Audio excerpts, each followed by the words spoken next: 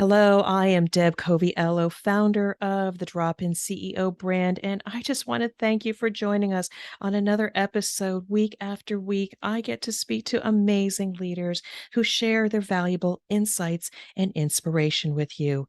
I do hope you enjoy this episode, and if you do, please subscribe, rate, and review so we can continue to bring you amazing programming. And a sincere note from myself, I am here to help the C-suite leaders of today and tomorrow take control of their careers and business and get promoted and reap the goals that they want. So that is my sincere wish for you. But I also want to welcome onto my show Dr. Frank Buck. Most people are overwhelmed by the amount of paper and digital information in their lives, and Dr. Frank Buck makes organization easy so you can increase productivity, decrease stress, and enjoy life.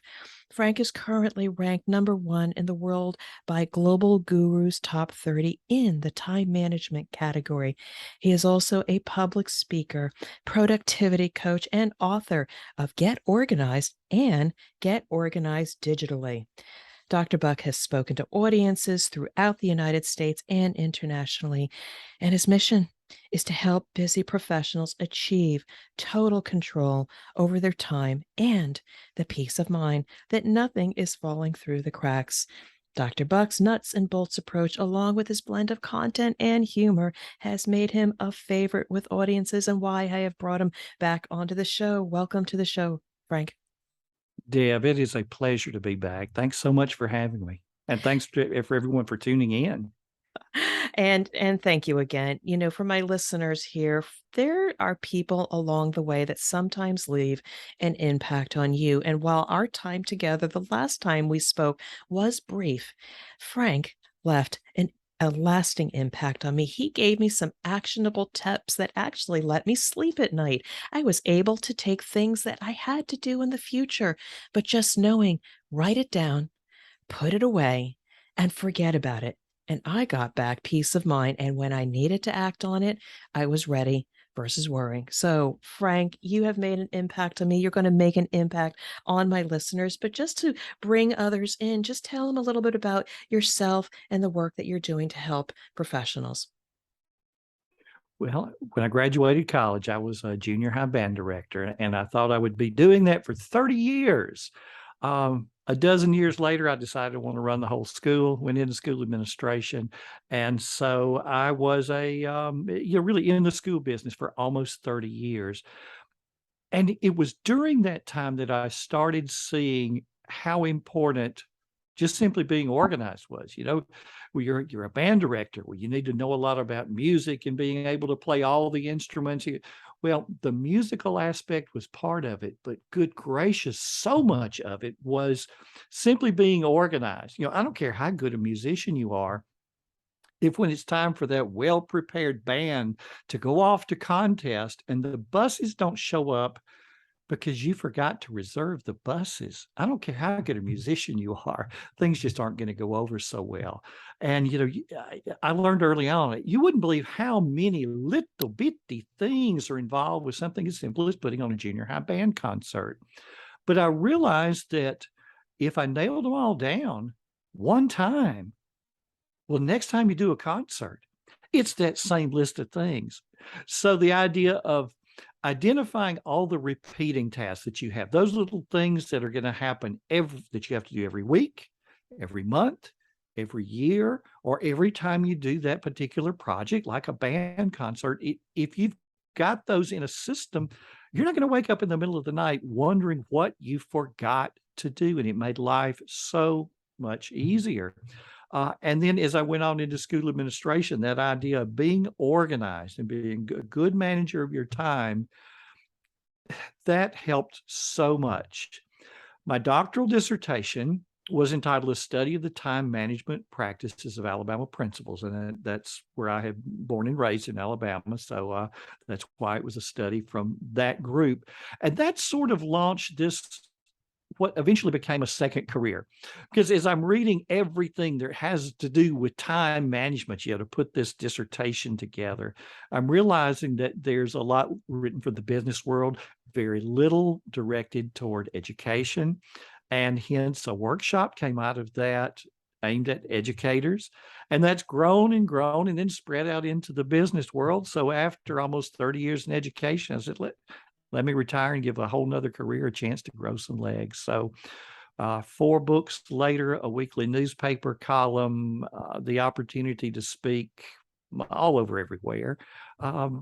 Here I am trying to make life easier for other people by helping them get organized, manage their time, simply be more productive, and do it by giving people actionable things that we can say, oh, your time's the most valuable thing that you have. Yeah, well, we all know that. But tell me how. What do I do to get out from all of this stuff that's around me? And that's where I come in. So, one of the things that I appreciate about your story, and thank you for sharing that, is that we start our careers in one place where we develop skills and have an impact, such as you and the music, and later in administration. But what I love, and for that professional out there that sometimes has a pause, a change, or a stop in their career, and then they say, what next?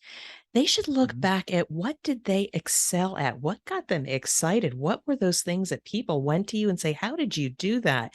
You should reflect and think about those strengths, because you never know how you can bundle that and bring it forward. And for you, helping others to gain back time, to do things with less effort, have peace of mind.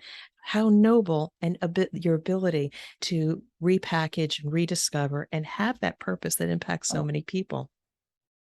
absolutely. Thank you. Thank you And so much. Yeah. and the other thing that you said that I really appreciate is, we have to give ourselves grace. We have to give ourselves grace for sometimes forgetting something. And even despite maybe leveraging all of the tips that you have, we sometimes forget things. We have to give ourselves grace because we're human. We have to acknowledge the fact there are so many things that we try to pack in a day. I just want everybody Mhm. to take a moment and realize that we are 99.99% good and on our game. And for that shortfall, sometimes maybe even some tips from Frank are going to help us. So I would just love to go in a place. Now, you recently wrote a book, Getting Organized Digitally. Tell us a little bit Yes. what prompted that book after writing some of the others. What was different? What was the world asking for you from you? Okay. Well, I got a call from the publisher that I had worked with before.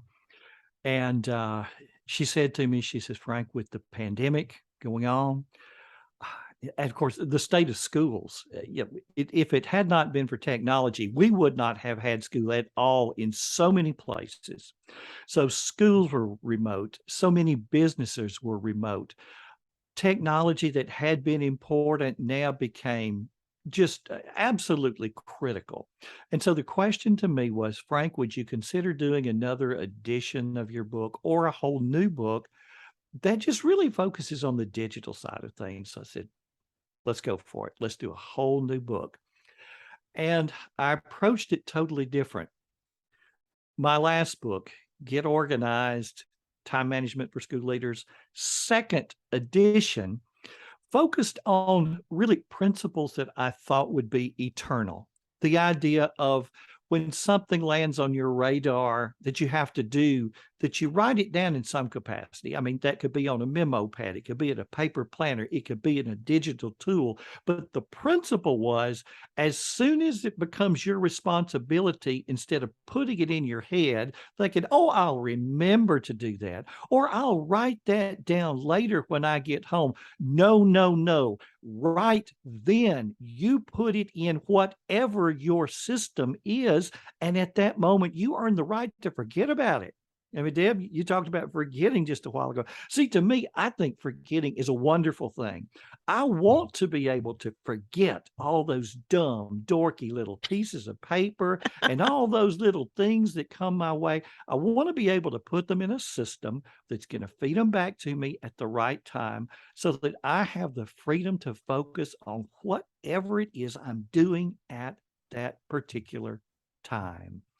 So the things I talked about in the second edition of that book are principles that I think if somebody picked up that book 50 years from now, I would hope they would find value. The tools would be different, but the principles would be the same. Now you might say, Frank, ooh, second edition of your book.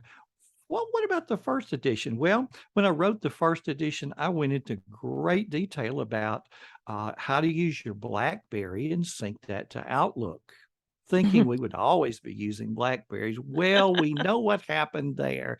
So I learned a little bit of a lesson. Now, this book, Get Organized Digitally, I said, let me go the other way.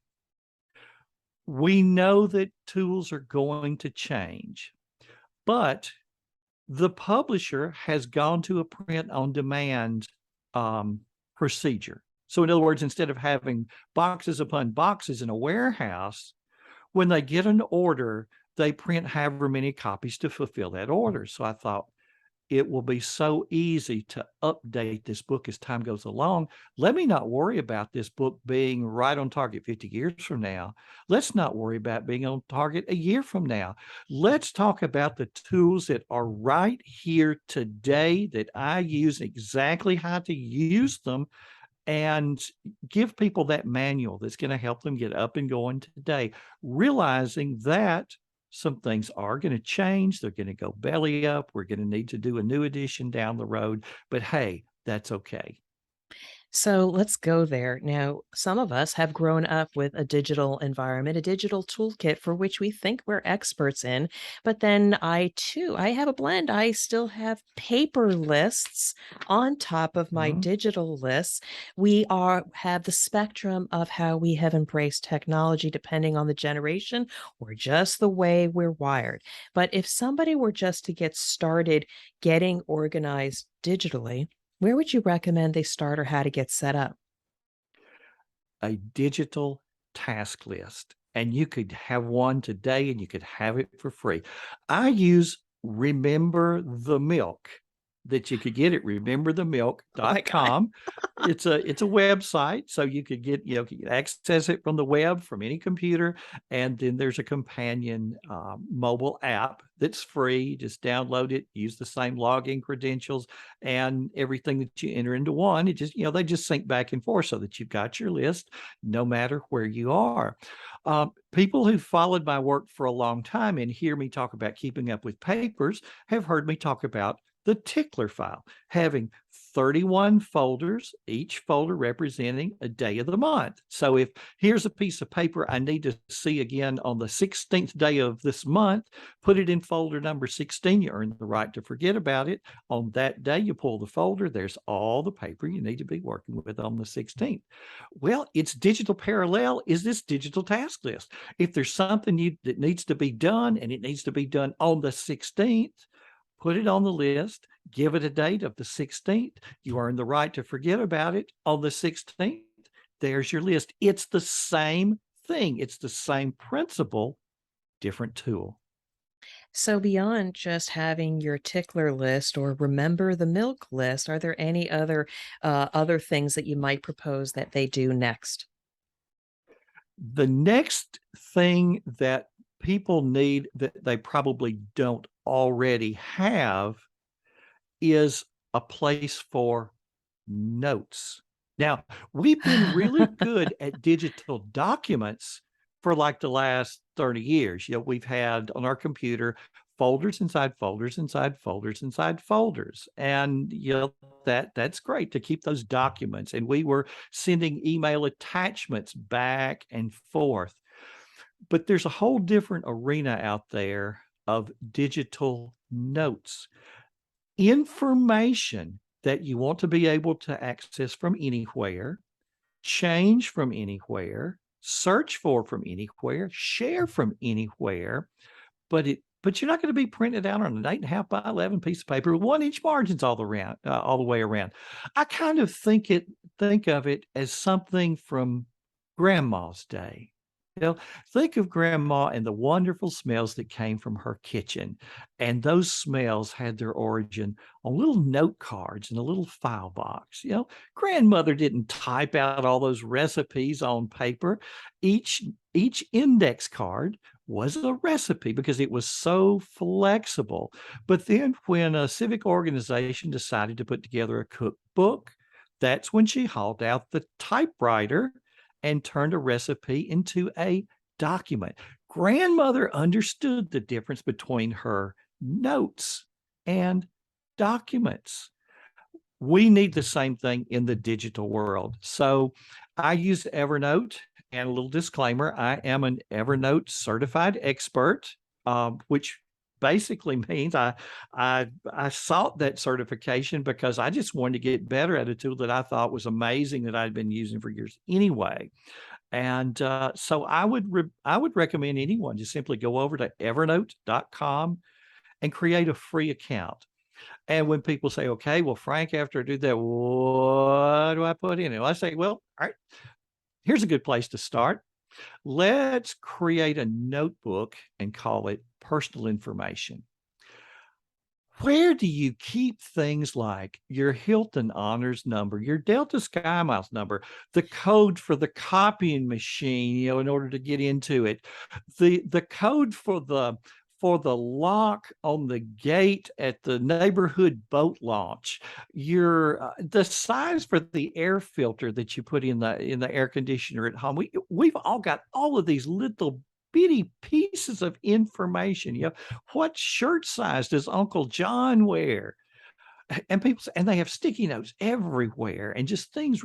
So create a notebook called personal information, and then inside create a note that just says A through C and start listing all of the little bits of information A through C. So there's my AARP number. There's going to be the air conditioner filter size number, my American Airlines loyalty number, and so forth. And then a note called like D through F, M through, whatever. So 4 or 5 notes, you got the alphabet covered. And so when you need to find whatever little, it could be password. Of course, that may not, a lot of people say don't keep your passwords there, and I generally don't, but membership numbers especially, that's just a wonderful, wonderful place to put it. Another thing I do, you read stories from time to time about salesmen who credit the success of their career to their ability to remember conversations that Mm. they've had over the years and the people that they met. But when you peel back the onion, it wasn't that their memory was all that good. It was they had a good system. So after they had lunch with that person, they took a blank index card and they wrote information about that person and that conversation, and they filed that note card in a little metal drawer. And then the next conversation they added to that note card. So they had note cards about all of the people that they had met. And so they were able to go back to conversations from years before. Well, the 2022 version of that is in Evernote. I have a notebook called Journal in my Evernote. It's sort of kind of like a log of my life. Who are the people that I'm meeting and that sort of thing. So I just create a note for that new person that you meet. Now I know people will say, well, Frank, don't you have that kind of thing in your contacts? Yeah, in your contacts you can put a name, a phone number, an email address, and then you maybe have that one little line where you could put something about that person. But I want something so much more. I want the ability to go over and grab that person's headshot from their LinkedIn profile and put it in that note. So I remember what the person looked like, and maybe a link to their LinkedIn profile, or even copy some of the information from that LinkedIn profile. And when we had lunch and they mentioned their children's names and their spouse's name and how they met their spouse in college, we remember all that information as soon as lunch is over. But my question is, how much of it do you remember a year from now? Well, with a system and a tool like Evernote, you've got a place to put it. So there are all kind of notes in that journal notebook that are just simply names of people and that rich body of information about the things that we had talked about. And each new conversation, I just go bottom up and just date them all. So you and I could go 5 years without talking. And then I would be able to go back to your note and Mhm. to any conversation that, these are the things that we talked about. Over time, you'd be amazed at what you know. Um, Oh gosh, and things like, when you send an email to someone, well, we're pretty good now about we got a record of that. It's in our sent items. But what about when you sent that get well card or that sympathy card and it was handwritten? Are you going to Yeah. keep any kind of record of that? So before I put it in the envelope, and see, Evernote syncs with your phone. So I just pull my phone out, go to that person's note, and hit the little camera icon. My camera pops up. I take a picture of the card, but instead of it going just into the camera roll, it goes right into the body of that person's note. And it's amazing when I do that and I see that, gosh, right below that was the card they wrote me 2 years ago when something special was happening in my life. And I do the same thing. Somebody sends me a nice card. I want to keep that. Go to their note, hit the camera icon, take a picture of it, and it's right there trapped in that note. I, and I've never had anything that would do for me what Evernote does. You know what? I think amidst all that you've shared with us, very, very actionable tips because, again, we've got great memories, but there is only so much we can retain. I will Yes. share that every person I've interviewed, every person, if you're listening right now out there, and I have had a half-hour conversation because I wanted to learn about your career journey and bring your content, there are notes written, handwritten notes on every one of you. I have scanned every single one of those notes and I have saved them because when I meet with you again, and I do hope I meet with everybody again, Yes. I am bringing up your notes because at the end of the day, it's not just the transaction. What did we agree to do? The follow up, but the fact that I somehow have a system to remember those Mhm. things that were important. We make a deeper connection with people, and it all starts with getting yourself organized. So, Absolutely. amazing, Yes. amazing points. Now, I want to move to something right now that may be current. I know we don't want to date these things, but it is summertime. And sometimes we might go on a vacation, God willing, get away, recharge, refresh.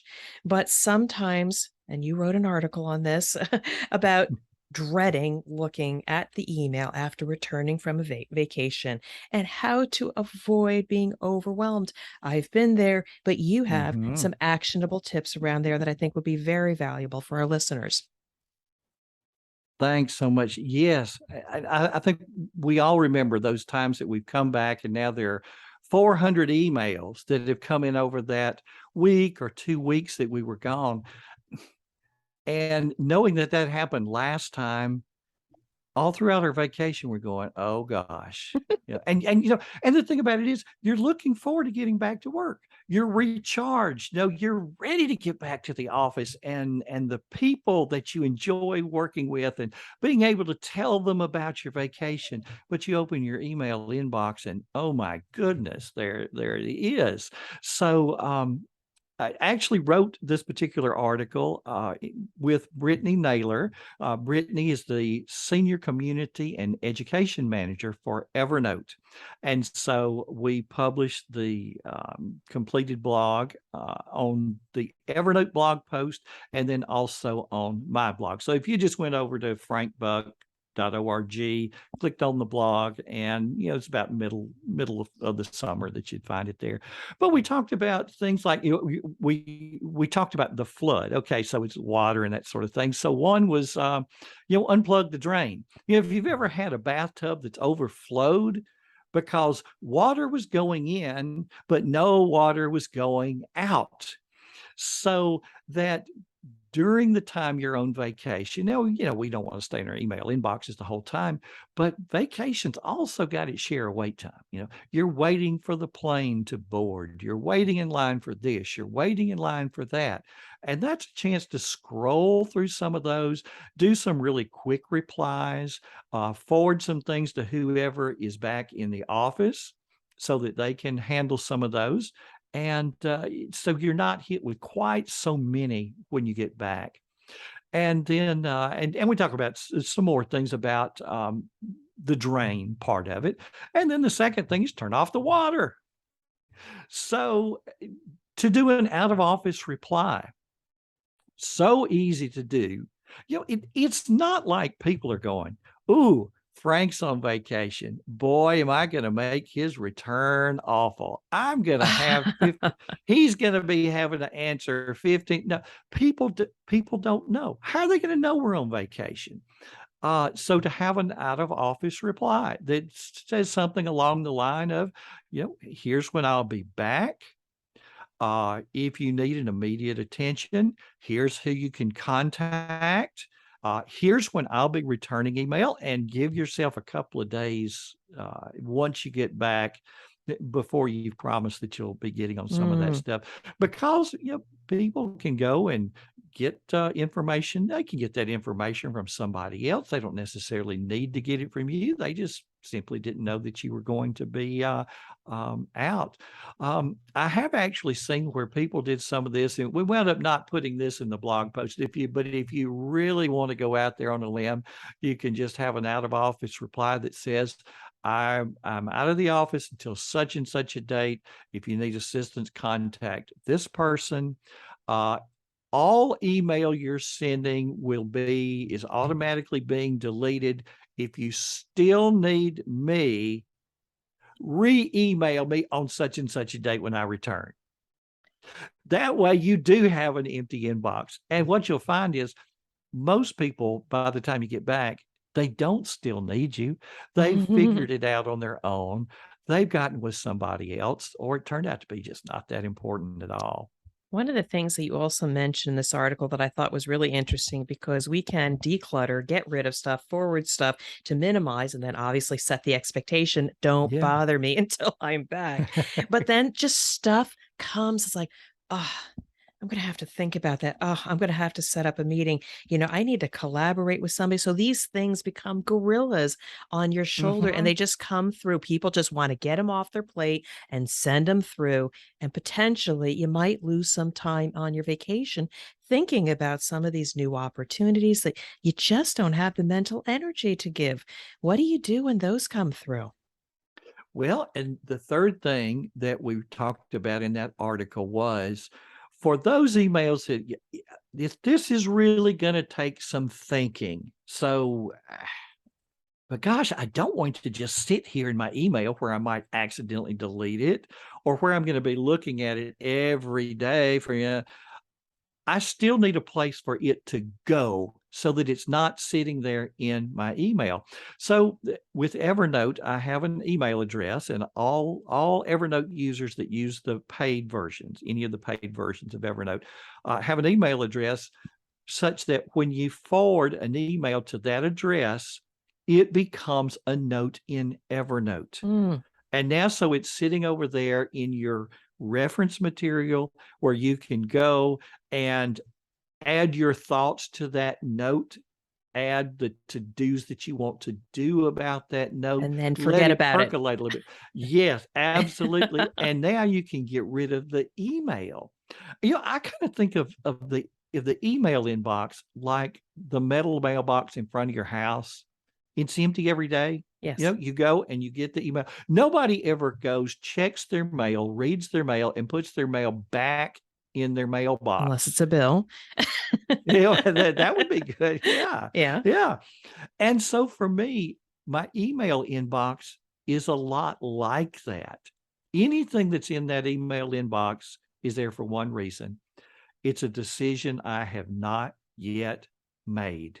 Mm. It's the new stuff. And so when it comes in that, oh, this is something I need to do. Oh, I need to call Bob about this. All right. Well, right then at that moment, we need to create a task that says call Bob. Da, da, da, da, da. Um, oh, this is something that needs to go on my calendar. Oh, it's a party. Oh, Saturday, it's a party, 6 o'clock at the Jones house. I don't want to forget about that. I'm going to leave it in my email. No, no, no, don't do that. Go over to your calendar right Yeah. then and put that on the calendar. And in any management system, if you're using like Gmail and Google Calendar, or Outlook for your email, and an Outlook calendar, there always are going to be ways to take that email, and without copying and pasting or retyping, to just turn that email into a calendar appointment. So And many. so, yeah. Go Yeah. ahead. And so the calendar events are now on your calendar. And like the information, oh, this is good information. This is a cookie recipe. And I love chocolate chip cookies. And somebody sent me this wonderful chocolate chip cookie recipe. I want to hang on to this. Well, that's great. But don't leave it in your email inbox. Forward it to Evernote and put it wherever you keep other recipes. By the way, having a recipe notebook in Evernote and each note in there is a recipe is a wonderful use for Evernote. And then it's all the well, I'm hanging on to it just in case. It's documentation. I'm hanging on to this email just in case I ever need to get. Well, that's great. But don't do it in your email inbox. There's always a way to archive that email. And I have sat down with people with the record was 63,000. It was a Mm, magazine executive with 63,000 emails in his inbox. And we got him down to zero in one sitting. So much of it was simply saying, all right, look, let's take all these thousands of emails that you want to hang on to just in case you ever need it. Let's create one folder and drag them all in there. If you ever are looking for one, you can search that folder as easily as you can search your email inbox. You can search for it by date or by name of the person or by subject. And with mhm. education, 52,000 emails. There was a central office financial person. And she said, I've got these 52,000 emails because I never know what I may need.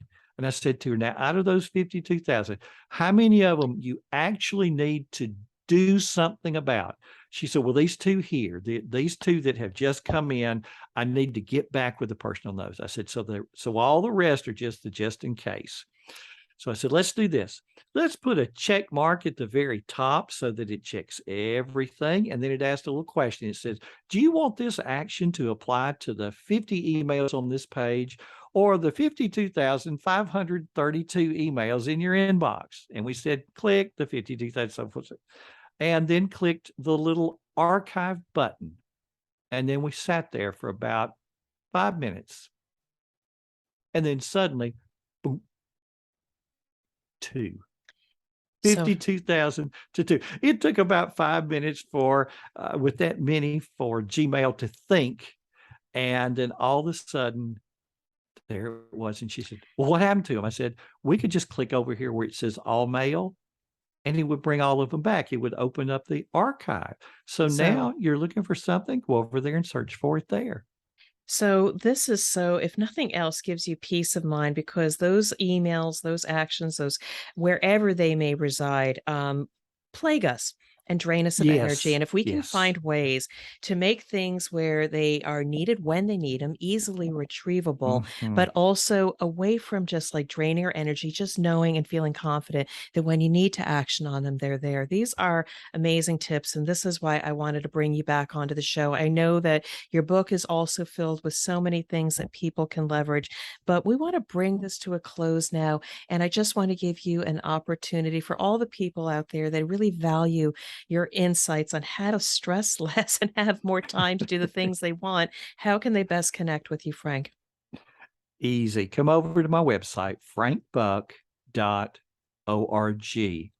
Now, don't try and binge on the blog post. I've been blogging since like 2004. So but over time, pretty much anything that you want to know, I've written about it. So you can search for Google Calendar or Evernote or Remember the Milk, whatever it may be. But the biggest actionable thing when you go there to start is get on my email list because I'm going to give you two things just as a thank you for getting on the list. First, you're going to get chapter 1 from Get Organized, the book that I wrote in like 2015. This can show you how to get your desk clean. We mentioned the tickler file. It's going to go into depth on exactly how to use that tickler file so that when people come in your office, your desk is clean. The paper's gone. And it's so easy. And then a few days later, you're going to get an ebook that I wrote on how to set up and use Remember the Milk. So all of those little one-time settings and where to find that email address that's going to let you forward an email right into Remember the Milk. It gives that all of that to you. So you get those 2 gifts right off the bat, and then once a week, you get an email from me that's letting you know about new content that I've created, new things that I've read that I think other people will enjoy, and, then it just kinda helps the 2 of us stay connected, and like when I do something like this, when I do have the opportunity to be a guest on a podcast, it gives me a way to let other people know so that they can tune in and enjoy that content. So, Frank, I am so grateful for this time we've spent together. I have come away with some actionable tips. I'm going to be checking out Evernote and a couple other things, but I just want to say thank you. I hope my audience has found this time together very valuable. They're going to go out and make their lives much more organized. Frank, I want to wish you continued success and thank you so much. Deb, thank you.